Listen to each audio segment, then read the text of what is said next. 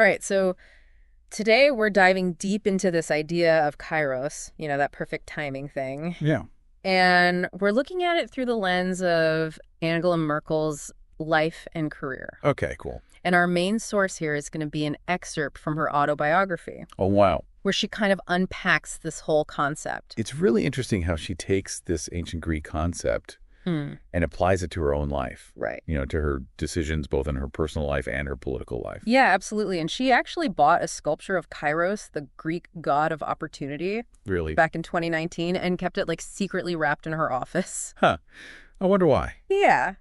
It just makes you wonder what objects or symbols kind of have that kind of weight for you. That's a good question. What's that reminder to act or maybe even to step back? Yeah, because Kairos isn't just about, jumping on an opportunity, right? It's also about knowing when to let go, when to make room for something new.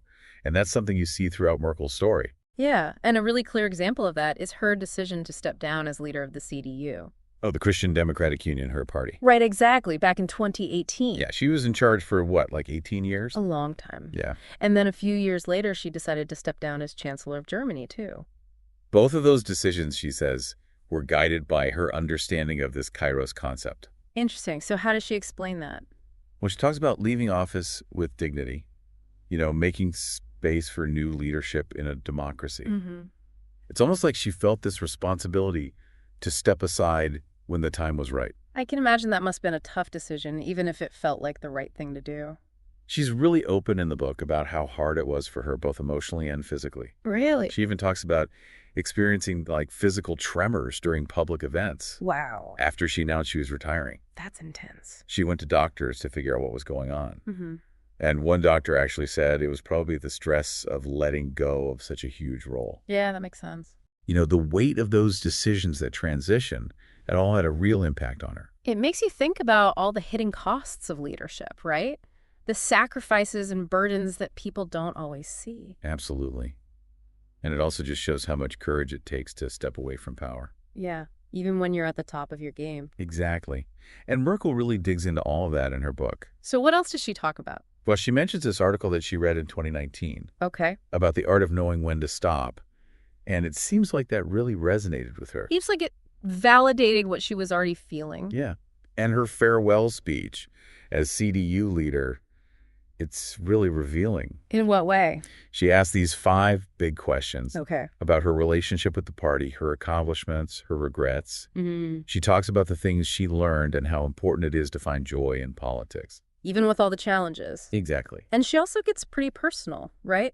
Oh, yeah. Reflecting on specific events like the same-sex marriage vote. And that incident during the 2013 election victory where she took the German flag off the stage. Yeah, it's like she's using these moments to show how she's come to understand Kairos, how to handle these tough situations where her personal beliefs and the realities of politics and societal change all kind of clash. Yeah. So for you, what really stands out in her reflections on those specific events? Well, I think it's fascinating to see how she grapples with the unintended consequences of her actions. Oh, okay. Even when she thought she was doing the right thing. Like with the same-sex marriage vote, for example. Exactly. Okay, so let's break that down a bit, because at first glance, it seems to contradict her whole thing about freedom and individual liberty. It's a really complicated issue, and she knows that her decision really hurt people. Yeah. Especially people who'd been fighting so hard for marriage equality. Right. But she explains her thinking. She says that she personally believes in the traditional view of marriage. But she also wanted to make sure there wasn't any discrimination. So in the end, she let the Bundestag, Germany's parliament, vote on it freely. So she was trying to find a middle ground between her own beliefs and her role as a leader in a society that was changing. Yeah. Do you think she succeeded?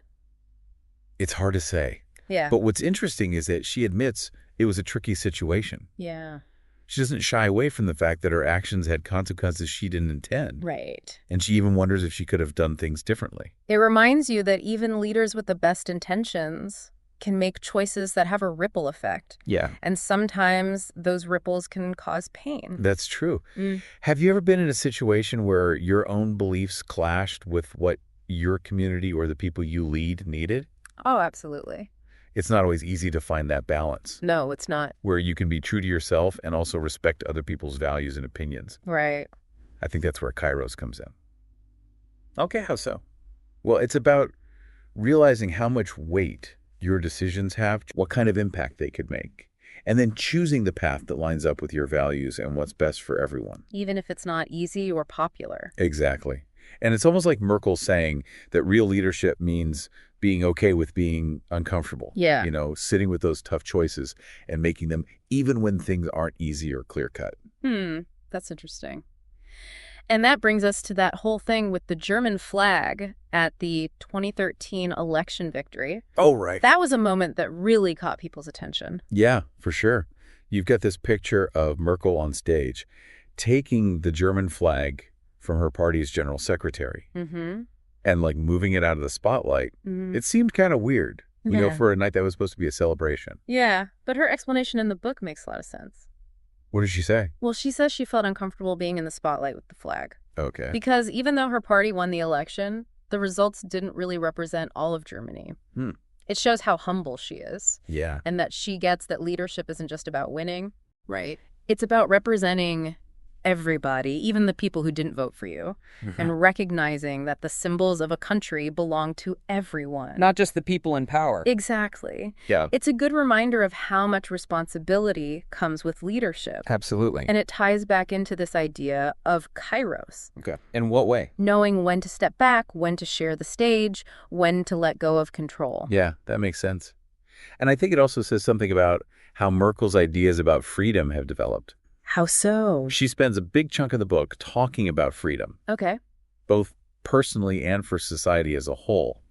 She talks about setting boundaries, continuous learning, and having the courage to start new chapters in your life. It seems like writing her autobiography was a big part of that for her. She calls it a journey of self-discovery, Huh. a way to face her own memories and biases, and ultimately to find more freedom by letting go of the past and embracing what's next. That really resonates with me. Writing about your experiences and putting them out there can be so freeing. Yeah, I totally agree. It's like a way to understand your own journey, Right. to connect the dots and see how everything has shaped you. Mm. And it can also be a way to let go of things that are holding you back.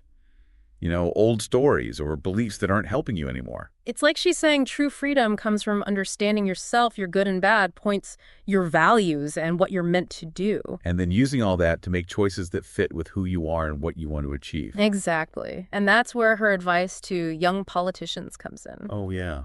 What does she say? She tells them to speak plainly, to avoid empty words, and to focus on the real meaning of what they're saying. Huh. It's interesting because she was known for being super careful with her words. Right. So kind of like she's admitting that even she could have been better at that. I think what's really fascinating here is how she connects clear language to these bigger problems. Like what?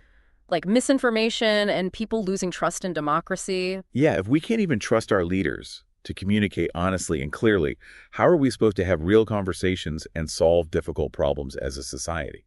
That's a good point. It's kind of a scary thought. Yeah, it is. Yeah. Which makes what she says about freedom at the end even more powerful.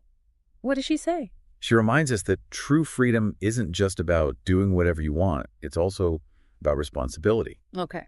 Responsibility to the people around us, to our communities, to the common good. Yeah, it really makes you rethink what freedom means. Totally. It's not just about what we're free from. Right. It's also about what we're free to do. And she even says that true freedom, it's not just about what benefits us personally. It comes with responsibilities, too. We have to consider other people act responsibly and sometimes even hold back a little. And she links this idea of freedom with kairos in a really powerful way, How so? which will recognize when to act, when to step back, when to speak up, and when to just listen. Right. You have to really understand yourself, your values, and what the people around you need. It's like she's saying true freedom is about making deliberate choices. Yeah, not just reacting to whatever's happening around us. And those choices, those moments when we have to decide. That's where kairos comes in. It makes you wonder how often have we missed those kairos moments. Those times when we could have made a difference, stood up for something, or even just stepped aside and let someone else lead. That is a good question. And I think Merkel's story, her thoughts on kairos and letting go, Yeah. they give us a really useful way to approach those moments. It's about being present, being aware, and being ready to make those tough decisions, even when they're hard or people don't like them. She has this great quote that I think really captures it all. Oh, yeah. What is it? She says, "True freedom is not directed solely toward one's own advantage. It has inhibitions and scruples. True freedom is not only freedom from something, from dictatorship and injustice, but shows itself in responsibility for something, for one's neighbor, for the community, for our common good. Wow. It's like she's calling us to action, right? Yeah. To use our freedom wisely, to understand that it has limits, and to always think about how our choices affect other people. So as we finish up this deep dive into Angela Merkel's life and what she believed, I want to leave you with this question. How does all of this resonate with you? Yeah. Are there areas in your own life where you need to seize a Kairos moment? Or maybe make a conscious decision to move on from something. And how can you embrace that idea of freedom being about responsibility? Not just for your own sake, but for your community and the world around you. It's something to think about as you move forward on your own path. Definitely. Thanks for joining us on this journey. It's been great. And until next time, keep